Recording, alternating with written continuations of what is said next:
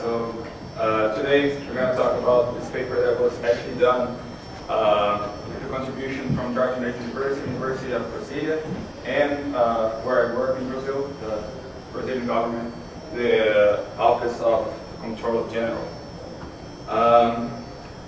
And this pretty much outlined what Dr. Lasky and Dr. Carvalho have been doing research on.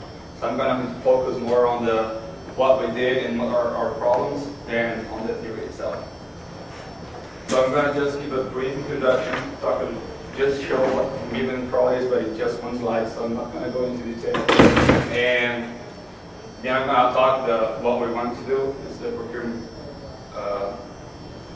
fraud part, and come up with the conclusions. So, well, the Brazilian Office of the Comptroller General primary mission, at least as far as this paper goes, one of the primary missions is to prevent and detect irregularities. So, trying to prevent corruption and detect where possible. So to do that, what we do is we gather a lot of information from a variety of sources. We go to different agencies, we go to different places, and try to gather as much evidence as we can. And we combine them in a way to be able to evaluate whether further action is necessary. So we have to put people in jail, or we just have to do more research, find more evidence to see if we can put people in jail, those kind of things. But the problem is we have information exclusion. That's something that is really, to you guys. And just to give an example, we have a program in Brazil called the Growing Acceleration Program.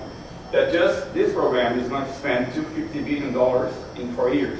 And just in the state of São Paulo, we have more than 1,000 projects that we have to do inspections and auditing on those projects. So, well, it's not easy, it's not really hard to see that we can't really do that, because we have only 3,000 employees, working on the office, and we're not going to be able to, cover all of Brazil in all of projects, all of procurements. So we need some kind of optimized way or automatic way to be able to at least filter some of those procurements and say, hey, take a better look on this subset of procurements that you might find some irregularity here. So that's what we're trying to do. So what we're going to do is use medium multi-entity Bayesian networks that represent the reason with uncertainty about any propositions that can be expressed in first-order logic. And we're going to use the probabilistic ontology language proposed by Dr. Costa. It's going to be use MIBN to be able to provide a framework for building probabilistic ontologies. And in our model, what we're going to do is, okay, let's use the logic and the language to be able to create a model and see if we can actually come up with a proof of concept that can represent this specialist knowledge on this ontology, uncertainty ontology, probabilistic ontology. And can it come up with the conclusions that we want to? Okay, so Bayesian multi-entity Bayesian networks, pretty much putting together Bayesian networks and first-order logic.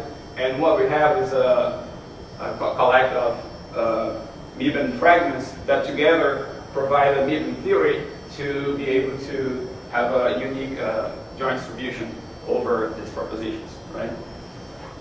Okay, and what PROL does is allow you to extend our language to actually talk about the concepts we have on MIBN. So you can associate and put some probabilities and descriptors of these relations on these probabilities for the properties that we have in our ontology. And the tool we're going to use, as far as we know, it's the first tool implemented that we're able to implement MIBN and PROL. And what pretty much it does is it has a GUI that allows you to create those models. You just saw a screenshot of the tool back there. And you can use Protégé, so you can save and load all files.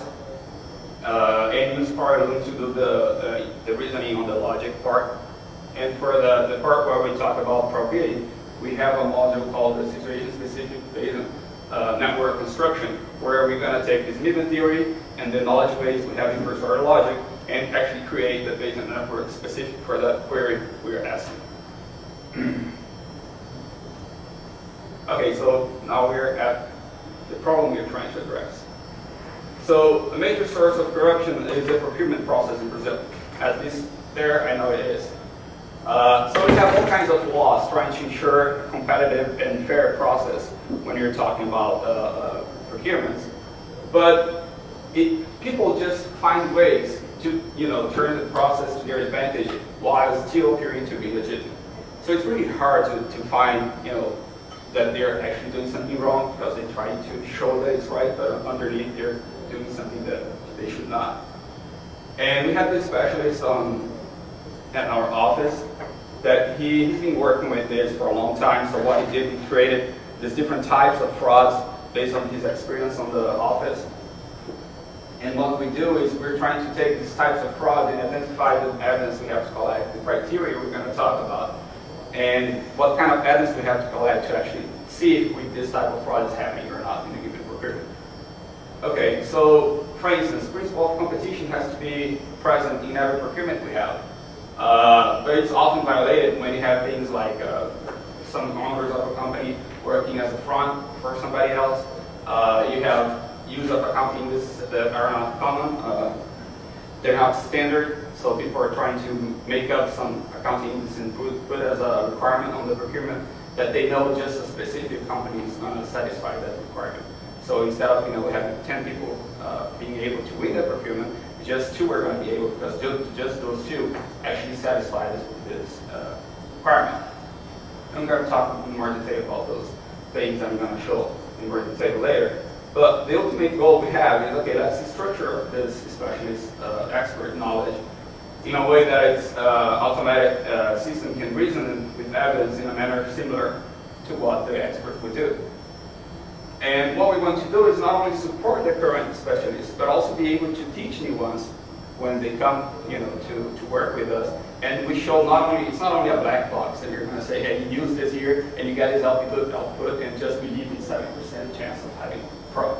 Well, what we're going to do is show this design that we created and show them what's the relation between the properties and concepts we have in our ontology, and what's the uncertainty you have there, how they combine to give you some kind of information. And with these models, you can actually see that graphically.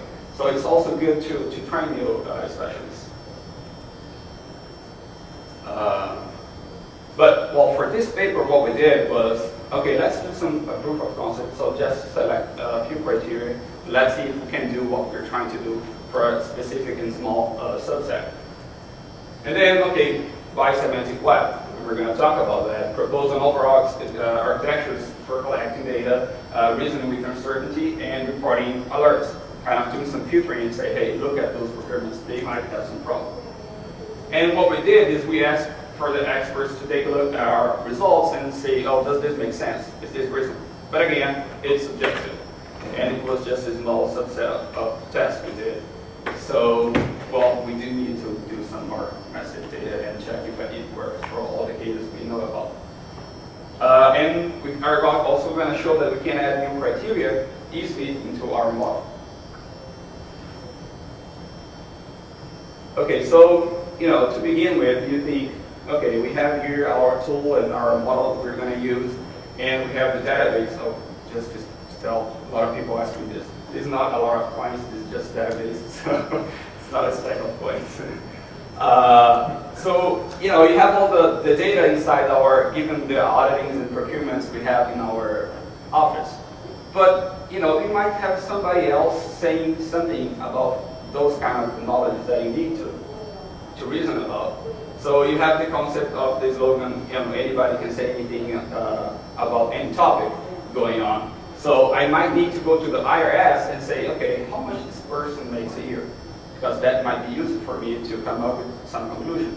Like, oh, the guy tells his, he's being a front of he's a owner of a big company, but he only makes, $5 grand a year. So it's like inconsistent, right? How can be an owner of a company that makes a lot of money and still not make too much money? So we try to find those kind of things. And also, we might want to go to our police database and see, okay, what's the criminal history behind this person? And again, as we're talking about different aliases here, they might refer to the same object by using different names and concepts, right? So we have another assumption on the semantic web, we have non-unique naming. And again, we can't just assume that all we know in the government is all we need, because somebody else might be saying something on the web that we don't know but might be crucial to what we're trying to do. So this is explaining why semantic web it seems to be important to what we're trying to do. How about the architecture? Well, what we have today is a lot of public notices, a lot of papers and books standing on each county that we don't have much access except when we go there. But the process we do is, okay, let's send our employees there, our experts, our analysts, and they're going to collect, gather some information. So again, they're going to analyze this data and they're going to gather some information based on the audit they did. But again, we have a software there that we use. Is pretty much we have questionnaires that they have to apply, given what kind of job they're going to apply on that specific county. So you have, thousands of different questionnaires that might apply depending on what you're trying to find. So you can think as, okay, what kind of evidence do you have to collect when you're trying to identify this kind of, irregularity, right? And the idea is, okay, one complaint they have is, okay, I've been doing this for years now, and we put all this information in the database, and I just keep putting, and never get anything out of it, So, I just have a lot of info that I don't really get anything conclusion out of that. So what we want to do is, okay, we're trying to model the expert knowledge, right? And we're trying to identify these frauds. To identify these frauds, we need some kind of evidence collecting. So what we're trying to do, okay, let's create a questionnaire that tries to make questions that allows us to collect this evidence. And based on this evidence, we can actually use a tool to go in our database now and look for those evidence that we have in a somewhat structured way and put in our model and actually come out with some inference related to it. And once we have this knowledge now, so you can think here as you have billions of data, and then you gather some information that's relevant to what you're trying to do, and you have thousands of information. But once you do the processing here, you have, let's say, hundreds of real knowledge, something that might be really relevant to what you're trying to do. But we can go even further. We can filter this knowledge and say, okay, if the probability of a specific procurement having fraud is higher than 50%, let's just say it's just a number here out of my head, then we're going to report that to our office, to the specific department, and they're going to assign some resources to go there and do some more research.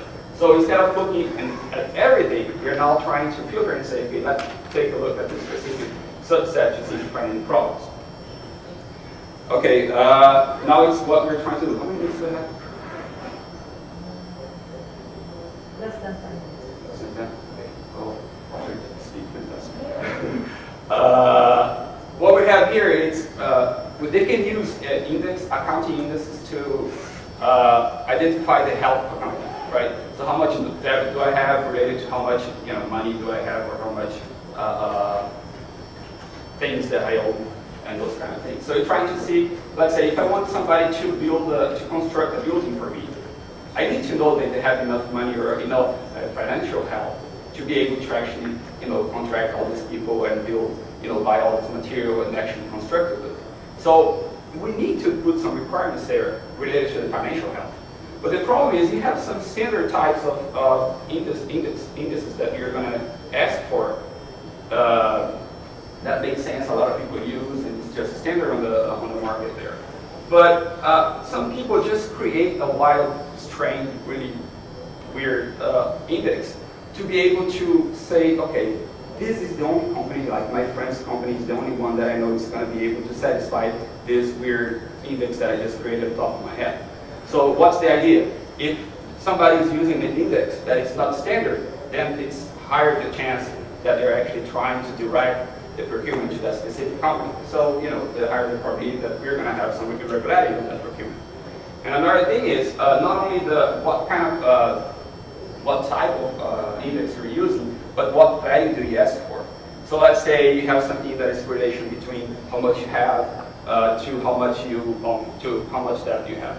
So it's something, it's rational to ask for a number between 1 and 2 amount of money if you divide the two. But ask something like, oh, we have to have cash money 5 times more than you have with that. That's not going to be something realistic. A lot of companies are not going to be able to satisfy that requirement. So what they are trying to do is, okay, I know this company, this huge company that have a lot of money, and he's going to be the only one that is going to be able to have 5 times more money than actually that they have. And we cannot have that. And another thing is experiencing just one contract. Experiencing only one contract comes the idea of, okay, I want the guy to do some carpentry, right? So I need to know that he has some experience. It's not the first time he's doing this for me. So I can put a requirement like he has to have done 10,000 feet square of carpeting before, and he has to prove that to be able to be part of this procurement and win this procurement. Well, the thing is, it doesn't really matter if you did 10,000 feet square of carpeting in just one contract, or if you did in 10 different contracts. The knowledge that you get, the experience you have acquired, is pretty much the same. So when they ask for just one contract, it's again, they're trying to direct to that specific company that they know it's the only one that has 10,000 feet square in just one contract. So we have to avoid those kind of things because it's not reasonable. It doesn't make sense to require just, to ask for just one contract. It's just reducing the amount of competition you're going to have, and then you're going to pay more. So we're going to use those two information, the index minimum value associated to the index side that is related to that procurement we're looking at, to try to identify if the procurement is being directed by the use of indices. And this you can think as the hypothesis, given the the evidence we're collecting. We have some hypothesis we're going to use, and this hypothesis is going to be used as evidence, let's say, for another chain of reasoning we're going to do to come up with the idea, okay, is the procurement really directed? So you have the information, okay, it's being directed by the use of indices, and also we have the information experiencing only one contract. If you combine those two, then you can see, okay, people are using these two criteria here. They probably have a higher probability of the procurement being directed as a whole. Well, if you want to add more criteria, you can think as coming up with new hypothesis. And this new hypothesis is just going to be linked to the main hypothesis we have, being a parent or a child, depending on how you're going to model this here. And you can easily plug here and just find one chain, probably one probability table to do that. So that's the idea that you can easily add this fragments to this hypothesis once you know what kind of criteria you're looking for when trying to find fraud. And here is the result. So we have that Miban theory, and once we give some information about it, some evidence, some instances, so we have index 1, we have index 2, index 3, it's a certain type.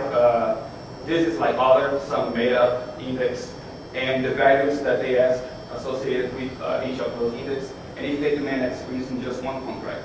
This data is actually collected from a procurement we had in our database that actually was trying to direct the procurement to a specific company. And what we try to do is, okay, let's put this data here. We first create the model, and then we talk to the expert and say, okay, does this model seems to be the relation between the properties to find the fraud that you would think of? It's like, yeah, okay, that seems reasonable. And then we get the data and apply here the evidence and say, okay, let's see what probability we get. And you can see here that the procurement being directed by the use of as a whole comes up with a value of 72%. Okay, it could be 80%, it could be, I don't know, 70, 65. But what we did is we talked to the expert and said, does this seem reasonable? Does this look like a number that you would say is what you would think this procurement is? So it's definitely, you're sure that this is being directed, or this is something that has a higher chance of being directed? Again, it's a subjective analysis, but we said, okay, this seems like what I would think of. And what we did is we came up with some other results. So we tried the standard stuff, let's just use the standard types of indices, and with asking for the values that are reasonable and they're not demanding experiencing just one contract. And the idea is, again, don't pay too much attention on the number, but just the idea that there are low probabilities of having fraud or being directed to a specific procurement, to a specific company. And what we did is, okay, let's now see how it behaves when we put the information step by step. So first we just say, okay, we don't really know if they're asking for experience in just one contract, but we know they're using this kind of weird indices. So you can see the probability went higher to 30%. But again, people might make mistakes. You could say, okay, if you're using this weird index, it means they're directing this procurement. Well, the expert would say, oh, they may make a mistake. If you go to a small county that they really are not knowledgeable enough to understand what are the things they should be using, what is the standard, and those kind of things, they're able to make a mistake. So the probability is higher, but not that high. So, but when you use both, and that's the idea, people when try to to use this type of fraud, they usually combine the two. So if you use both, demanding experience in just one contract, and also weird indices, then you're going to have a higher probability chance of having fraud, and it goes to 72%. And what we could do, how many minutes? 5. 5. What we could do here also is come up with new criteria. And every new criteria we try to model, we could think as a new fragment we're developing, right? So we're trying to collect evidence to try to come up with what's the probability of some hypothesis being true or not. So we're trying to see, okay, do we have a relationship, a close relationship between two companies? And what we do is, let's say I want to construct a building, and well, in our office we do pretty much auditing and inspection. We know about, financial stuff, we know about computers, we probably have some IT people there, but we're not really engineers in the sense that, construction stuff. So for every procurement, we need to have a basic project to tell, what are the requirements, what they have to do, and all this kind of stuff. So what we might need to do is have a procurement for somebody to create the basic project. And then with that basic project, we have the procurement to actually construct the building, right? So what happens sometimes is every time company A wins the procurement to create the basic project, company B wins the procurement for creating, for building for constructing the building. So you see the relation, the pattern happening all the time. When this guy makes a basic project, this guy wins the procurement. So what they're doing is they're doing what we could do as agents from that works for the government, is they're trying to direct the procurement for that specific company. So they put those kind of weird requirements, so they know that the only company that is going to satisfy those requirements are going to be the one that has some kind of relationship, and they can make money out of it.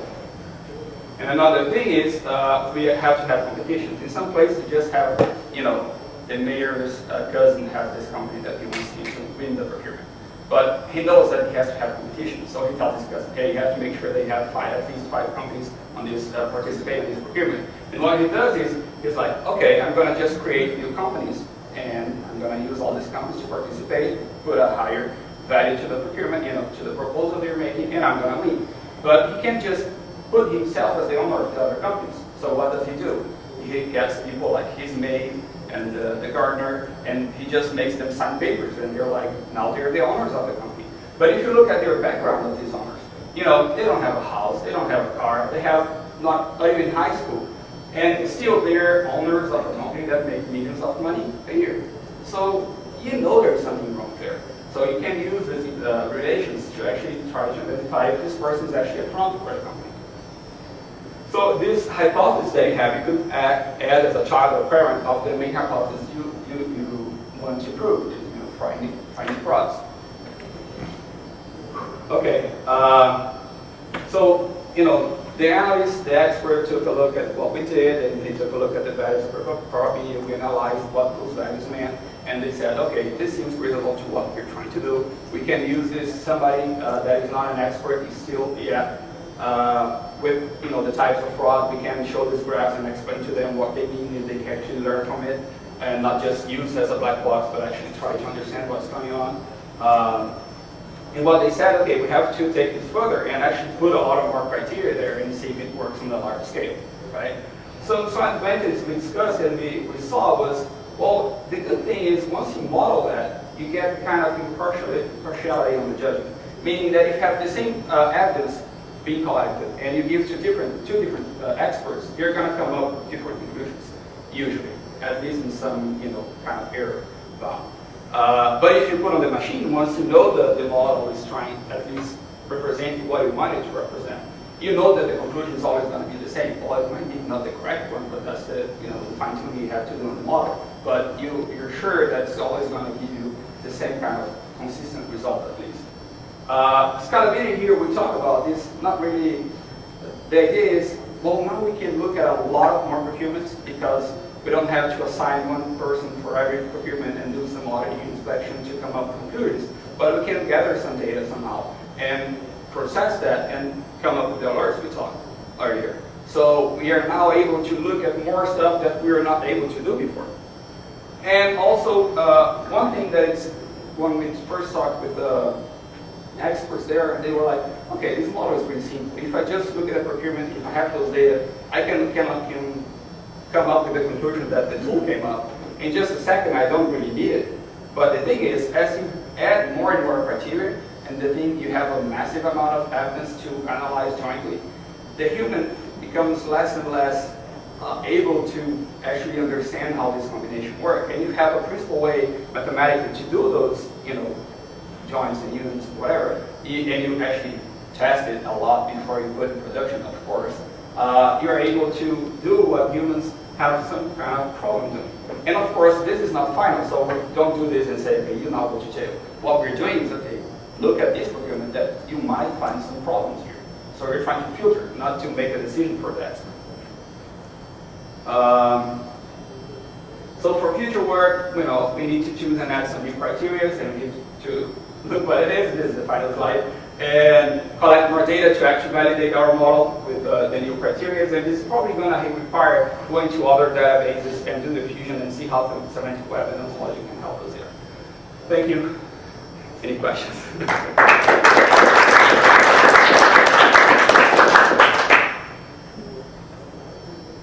Yeah, I guess just pick up on your last comment. Did you have any opportunity to actually use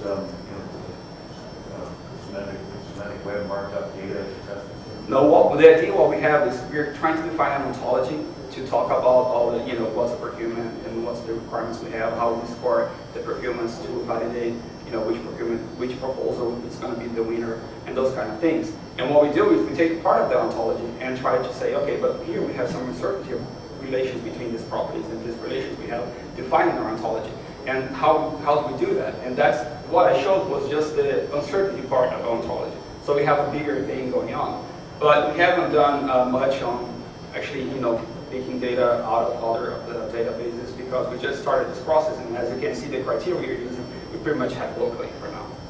But we just see that on the future and really near future, we're going to need to do that. For the front-end problem that I showed, the person, we need to know the income, if they own a house and those kind of things, and we need to go to other databases. But we haven't really done any kind of testing of that yet. I like it. I think it's a nice example of the multi-entity situation. So it decomposes nicely the right data situation. Oh, now we want to actually dig into this one. And that's right. Together. Yeah, that's the idea we're trying to say. Okay, this is easy in the sense that once you know what you're trying to look at, you have some hypothesis that you want to combine. So you separate fragments, then you put them together, and that's what we want to show also. Any more questions? I have one. Is it possible to talk about the position of your provision, and if so, what is the position of your provision in your current experiment? In what sense? So I'm liking an English vocabulary problem here. Currently, if I have understood correctly, you are trying to say, okay, this is a possible fraud. Mm-hmm. Okay, and you have you define this in an automatic way. So what is the number of matching between the fraud or the possible fraud that you detect and the one that the expert, Yeah, so like I said, we just tried in a couple of them, and besides this one that I put on the paper, we tried like another 2 or 3, but it's not really enough to be able to say, okay, we can put this in production, right? But the idea is we want to do that, and that's the future work we put here. So we do have a lot of background knowing, okay, we have all these kind of procurements going on, all these kind of different frauds and different procurements. So let's just try them out and see which ones we get correct, and that's the future work we're thinking about doing. So have you thought about how you would structure an evaluation of your knowledge base? So you've got some procurements, for example, where the guys went to jail, but you might also have some where you haven't investigated yet. You just want to do some use cases and let experts judge whether the conclusions are reasonable. Have you thought about how you would structure a formal evaluation of this? Now, I haven't done a formal structure of it yet, but I strongly believe that before actually being able to say, okay, we just look at the data and this is correct model like you do, you know, when you're trying to learn a network and you separate your database in parts and you use one to train and the other one to try it out. I'm not sure if you're actually going to be able, at least in the near future, to come up with that. It has a rating. So that's Yeah, but what we have is on the, like, you have people that actually went to jail, went to trial, and they were convicted, and we have some problems that were proved to be problems. So what we can do is look at the evidence and see, okay, does it have a higher probability? If it has like a probability higher than 60%, then we can say that, okay, it is a fraud. And then we compare and say, well, was this decided to be a fraud in our, you know, court? Oh, okay, this was a fraud, so we can classify. But that's not what I have in mind. What I have in mind is more of a subjective analysis from using the experts. You might have a situation where the guys did not go to jail, and in fact they investigated and they said, well, this wasn't, you know, this was okay. But the expert says, looking at that file, I definitely would investigate. Mm-hmm. Yeah. And then there might be an innocent explanation for it or something. So you want to judge it on whether the expert says this is something I should investigate, more than whether they went to jail or not. Yeah, that's what I said. I want to go in that direction, but that doesn't mean that we can't use data that we have, and we know for sure that has a problem. I have one more question. Sure. Are you planning also to plug in an explanation module that is, okay, you detect possible fraud, and you suggest the expert, for example. What do you think about adding an explanation module that is able to explain to the expert? Yeah, that's a you- good one. Yeah. We actually have in our tool in the base, we have an explanation module for basic networks. So you can actually have variables that explain. You have relations like, oh, this property is necessary for that property. And after you do the inference, and the higher probabilities have some kind of textual explanation based on the variables and the evidence you collect. So the idea is to expand that to multi-entity Bayesian networks. So when we create the actual instance of the variables, we are able to do those kind of, you know, reports to explain what happened behind the scenes to actually come up with those items. So yeah, we have that in mind. Okay. Thanks again to the speaker.